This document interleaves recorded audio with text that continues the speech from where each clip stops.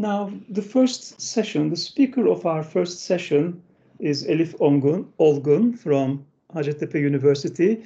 And I'd like to welcome Dr. Imren Yelmiş from Hacettepe University to chair this session. Dr. Yelmiş, welcome. Thanks a lot, Mehmet Hocam. How are you? Thank you very much. How are you? Fine, thank you very much. So actually, it is really a great honor for me to be here because my first presentation was here at this university as well. It was the first Bakia conference. Maybe you can remember it. Was it in the Bakia conference? Yeah, the first Bakia conference. Yeah, you're right. Actually, it was my first experience, and I remember how excited I was, how nervous I was. So I can understand the friends here now for the time being, but I only can say that his time is flowing. So yes, you're going to see that actually there is no danger in presenting a presentation. So thanks a lot, Mehmet Hocam. Good morning, everyone, and welcome to the first session of the 5th Pamukkale Conference English Studies entitled As Dreams. And thanks a lot for this title as well. And I hope this title also and the presentations here should contribute to the dream-making process of our students for their following years, actually. And first of all, actually, I would like to thank you, Mehmet Hocam, for organizing this conference with all the other members, actually, who contributed to this conference, because, as you said, actually, this is the first step into academia for our students, and this is a great opportunity for our students. Thanks a lot for this. Thank you. Thank you. Again, I feel so honored to present, actually, one of my students from Hacettepe University, English Language and Literature Department, Elif Olgun, and welcome, Elif. So, yes, let me explain or give some brief information about Elif Olgun, who she is. Elif Olgun is a BA student at Hacettepe University in the Department of English Language and Literature, and she graduated from TED Ankara College Foundation Private High School with an IB diploma. She's interested in photography, filmmaking, and story writing. And as far as I know, your topic is going to be about some films, right? So it is about one of your topic of interest, actually. And the title of her speech is going to be Charlie Kaufman, I don't know what. It's mostly pronounced Kaufman, as far as I know. Okay, thanks a lot. Kaufman's I'm Thinking of Ending Things and a Modern Take on Dream Vision. And maybe after the presentation, we might take a few questions or comments, and we look forward to hearing your questions and comments, dear friends, and all the members here. And now the floor is yours, and I want to remind you that actually we have 20 minutes for your presentation, and the floor is yours. The floor is yours. So, yes. Am I possible to share my PowerPoint, or should I just go on? It is possible to share a PowerPoint presentation. Is it through screen sharing? Can you see the red button on the top right-hand corner? Next to that red button, there's an arrow upwards. Okay. Yeah, you can print. Yeah, you can see it now. Thank you. Thank you. Before I begin, as the first speaker of the day, I just really want to thank Pamukkale University and the English Language and Literature Department for giving us this opportunity in these hard, trying times for the undergraduate students to be able to talk about the things they love and are passionate about. So, thank you. And as Imren Hoca also introduced me, I'm in Hacettepe University at the English Language and Literature Department, a third-year student, and I will be talking about modern dream vision, and more specifically, cinematic takes on dream vision and why unconventional device uses help evolve genres. I will begin by explaining the conventional dream vision genre with both medieval and modern classics. I will touch on the modern dream vision's cinematic classic, Paprika by Satoshi Kon, and then move on to analyze Kaufman's vision and the movie I'm Thinking of Ending Things. First, the question we need answered is, what is dream vision? Now, dream vision was a literary device mainly employed during the 12th and the 13th century in England. Stories written as dream visions start off with the narrator falling asleep and dreaming the events of the said story. Usually, these dreams are constructed in an allegorical sense and are quite confusing. However, they do follow certain characteristics, which are our narrator clearly falling asleep, our narrator being the protagonist, and them also attaining knowledge that they would normally be unable to do so in the real world. Some earlier examples is Pierce Plowman by William Langland. It starts off with the narrator falling asleep and seeing 8 separate visions. These visions include allegorical representations of concepts and explores these concepts through the narrator's conversations with the said concepts. For example, in his second vision, we see our narrator left face to face with the 7 deadly sins, and each one of them introduce themselves and confess in order to go on a pilgrimage. Showing the changes from medieval dream vision to more modern is Alice's Adventures in Wonderland by Lewis Carroll. He constructs his novel in a similar fashion but with noticeable differences. Alice is never clearly shown to fall asleep but is mostly assumed to. We see her dozing off under a tree and we just assume that she's fallen asleep.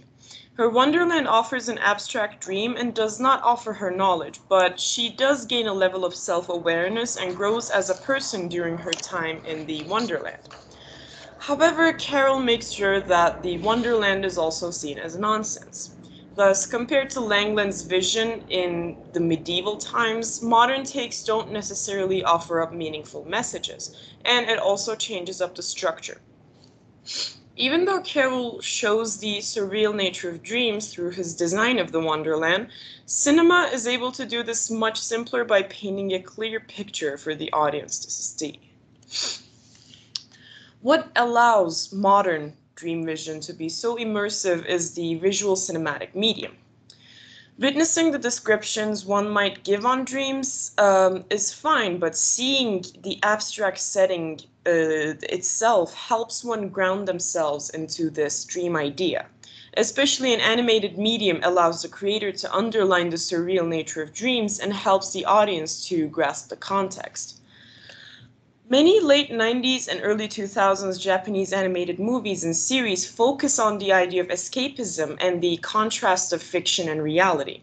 Satoshi Kon is no stranger to this concept. He used these ideas and conflicts as the main subjects of basically all his work, and his last feature film, Paprika, delved into the dream territories as the plot of the movie followed a device which allowed people to enter the dreams of others. He illustrated that the more outside disturbances a subconscious has, the more they fell into the pit of insanity. He depicted this concept in the image of a parade. The parade involved any and every part of the character's subconscious. The surreal and abstract nature of the movie also confused the watcher since it soon became hard to tell which part was dream and which was reality. The idea of uncertainty gave way to the unconventional modern dream vision. Since the medieval definition clearly showed the narrator falling asleep and made the separation between dream and reality clear, the reader did not question this issue and only observed the presented dream. However, blurring the line between reality and dream also gives depth to the work. This uncertainty delves into the human psyche and daydreaming as an escape from reality.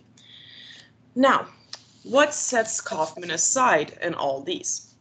When we look at the conventional takes, as I mentioned before, we had 3 main qualities: our main character, the narrator, being the main character, falling asleep clearly, and gaining some amount of knowledge in the dream.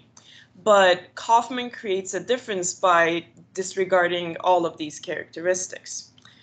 Now, let's first look at what this movie is all about. The movie follows the unnamed character, young woman, and her trip to her boyfriend's parents' farmhouse in order to meet them. In the beginning, in her monologue, we see that, as the movie's title suggests, she's thinking of ending things, which refers to her wanting to end her relationship with her boyfriend, Jake. However, this is a much more surface-level plot of the movie. If the movie is to be broken down into set scenes, it'll be easier to understand as the plot slowly disintegrates as the movie goes on. We have some main scenes. We have the drive to the parents' house, the time spent at the parents' house, drive back home, stop at the ice cream shop, the school, and finally the epilogue of the movie. The movie is completely normal throughout the drive to the parents' house, but it slowly starts to get surreal and confusing inside the house. The young woman is assigned many different names and professions and even characters as the story progresses, and at one point even her actress changes. We witness Jake's parents suddenly age up and down as the young woman explores the house. As the audience gets more and more confused as to why these events are taking place, we are slowly introduced to the janitor, who is given small snippet-like scenes throughout Jake and his girlfriend's evening. So our main character is actually this janitor, who is actually also the current version of Jake, but basically the old current version of Jake. He's an old man who is contemplating committing suicide, thus the name of the movie offering up a new meaning of him wanting to end things. The movie we watch is actually the daydream of this janitor. He dreams of the times when he was young, and he explores his aspirations and pretends to be successful. He introduces the perfect girlfriend to his parents and makes peace with the past, basically in an attempt of escaping from reality and his intrusive thoughts of committing suicide. He creates this realm in his head where he's young and happy. Now, coming back to the dream vision qualities, as a reminder, as I said, the narrator clearly falls asleep, the narrator is the protagonist, and they gain knowledge that they would normally be unable to do so in the real world. First off, our narrator is not the main character in this movie. The young woman is nothing but a figment of the imagination of Jake, created so that he can leave his dull routine. Her narration misdirects the audience into thinking that we're following her story, whereas Jake is actually the main character. Her thoughts, feelings, and any word she speaks actually belongs to Jake. He's essentially talking to himself the entire time, but masking it under the impression that this woman is the more important aspect of his story. It can also be seen as how Jake feels left out in his own life so much that even in his dreams, he's bound to be a side character. Secondly, the dreaming aspect of the movie is not presented clearly. We believe that the movie is actually following a specific story, no matter how odd it may be. And we're only informed when Jake finally reveals his actual self in the school and his monologue in the movie's epilogue. We only get snippets of reality and certain qualities bounding the fantasy and reality together. For example, the students we see at the school appearing to be working in an ice cream shop, or the musical being practiced in the school connecting to the music playing in Jake's car. Finally, the point of attaining knowledge. Jake does not dream so that he can learn, but in order to escape his reality. He tries to run away from his thoughts and feelings, but in the end fails, even though he makes peace with his demise. He's unable to move forward in his life, and he feels stuck in his routine.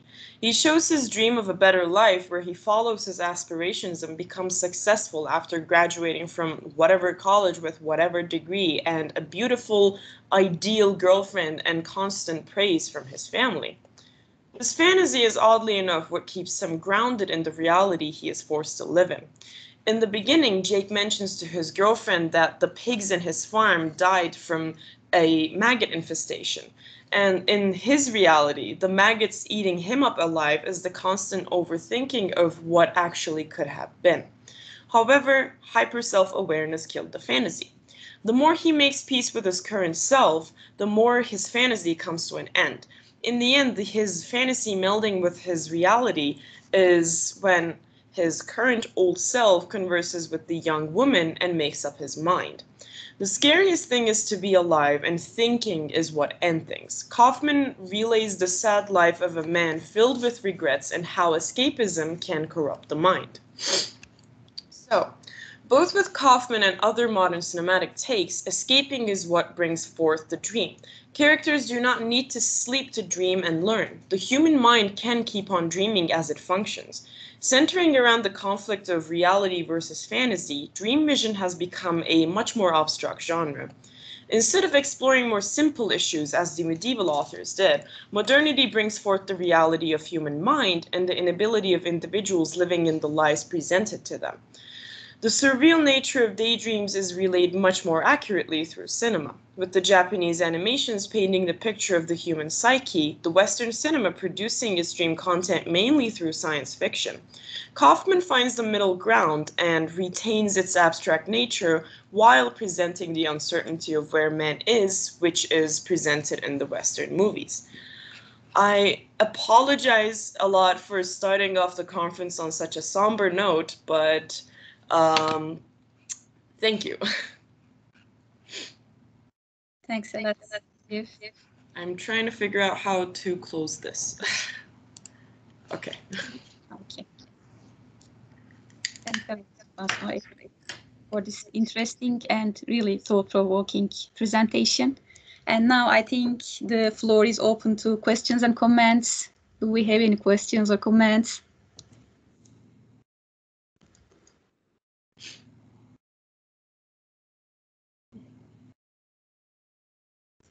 Okay, I think there will be some questions. Has anybody watched the movie lately?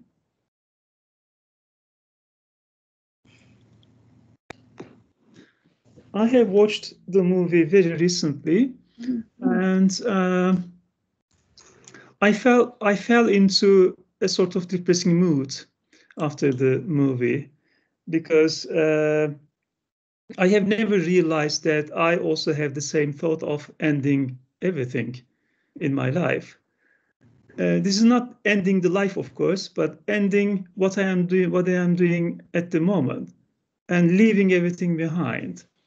So, do you think the main character's idea of ending everything completely is ending the things that they are doing at the moment, or ending the life, or coming to the end of life? I mean, when we also look at the ending of the movie, we clearly see him basically passing from hypothermia as he locks himself in his car. And I always saw that the way he's looking into his past is trying to make peace with everything that somewhat abused him, coming from like his parents, or like the bullying he's receiving from the girls at the school. And he didn't actually mean to end things, but he also says it in his monologues that once this idea gets in your head, you can't get rid of it. It's like a virus and it keeps spreading throughout your body. So he didn't really want to get rid of the idea. I think he wanted to be peaceful with how he actually conducted the end. And sometimes he did try to escape from it. For example, throughout the entire movie, we always see him try to give a break. Before he gets to the house, he says, "Oh, let's stop for and get some food." And before they get to the school, he tries to stop at an ice cream shop, even though it's winter and it's snowing. So, for example, when he's entering the school, the young woman sees a trash can filled with the ice cream bottles basically that they ate, and it's filled to the brim with those. And we see that he's been living this fantasy for so long that he's always came to the same conclusion, and there isn't really much to run away from.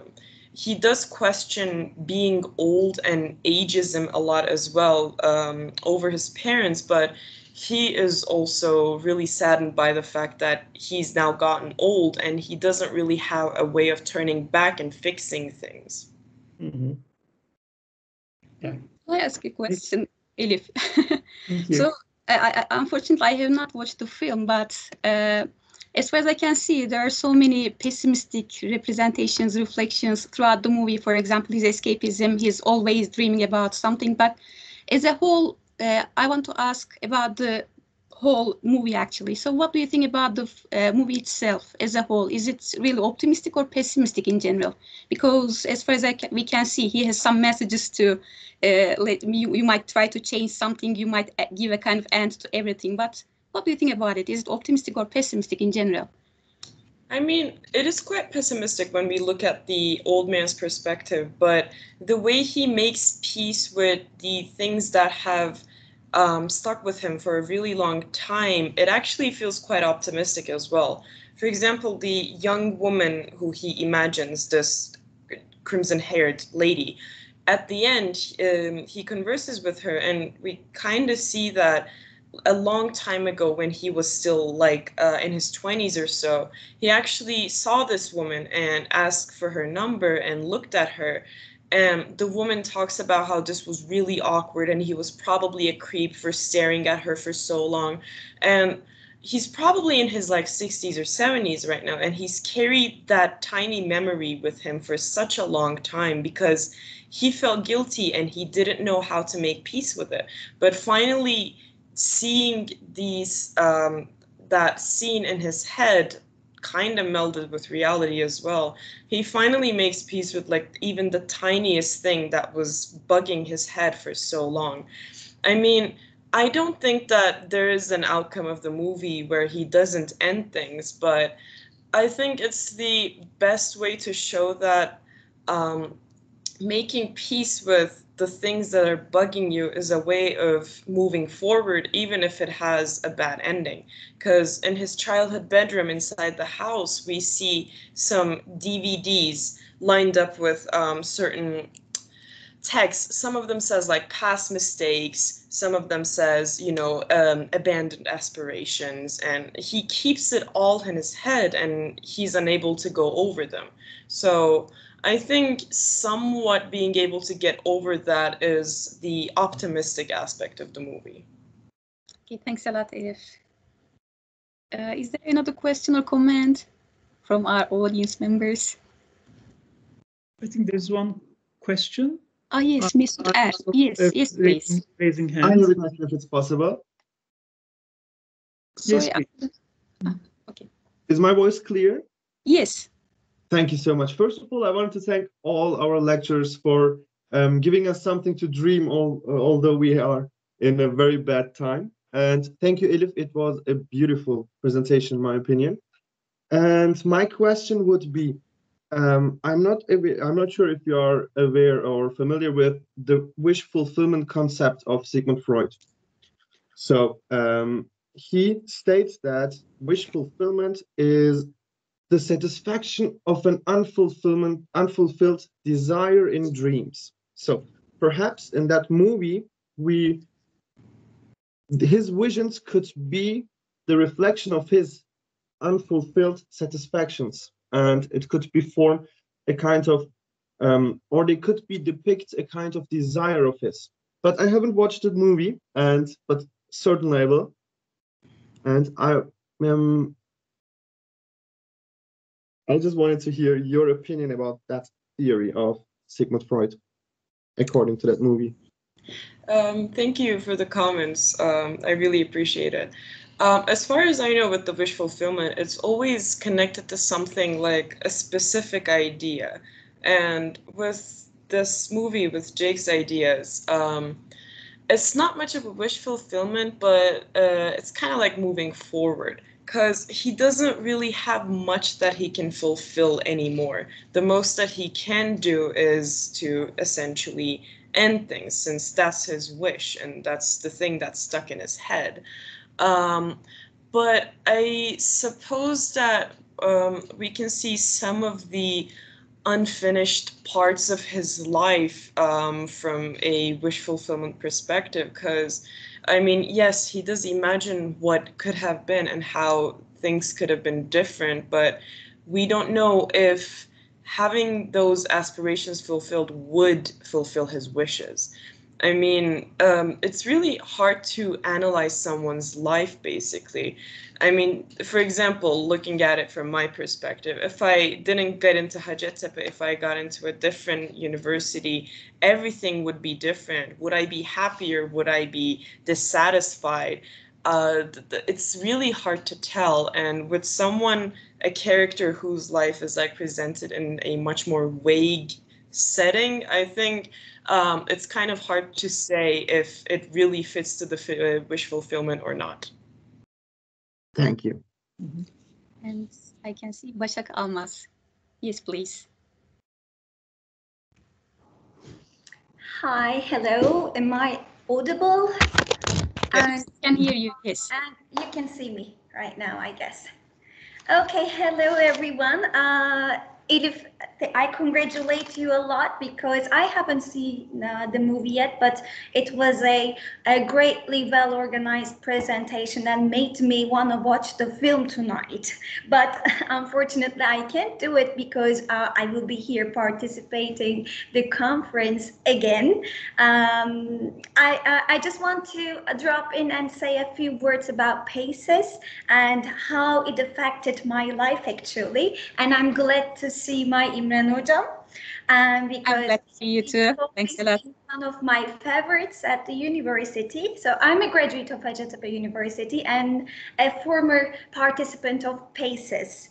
And I think it's been 4 years since I participated in PACES. So it's a great honor for me to be here today because I am one of those former participants who's been working as a research assistant at Istanbul Aydın University right now, just as Mehmet Ali Hocam mentioned earlier. So PACES made me believe that I had to follow my dreams because participating in PACES was a great joy for me, and at that day I understood that I had to keep on.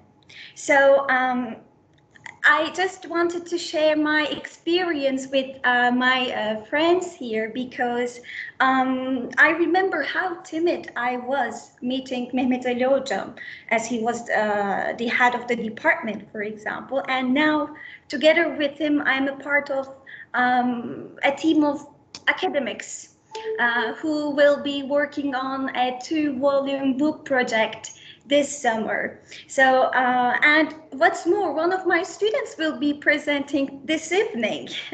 So I congratulate all of you, and I wish deeply that I hope you will get wherever you want to be. So thank you so much for organizing this great conference for students like us, and I hope you will all be enjoying this today just as me. Thank you so much.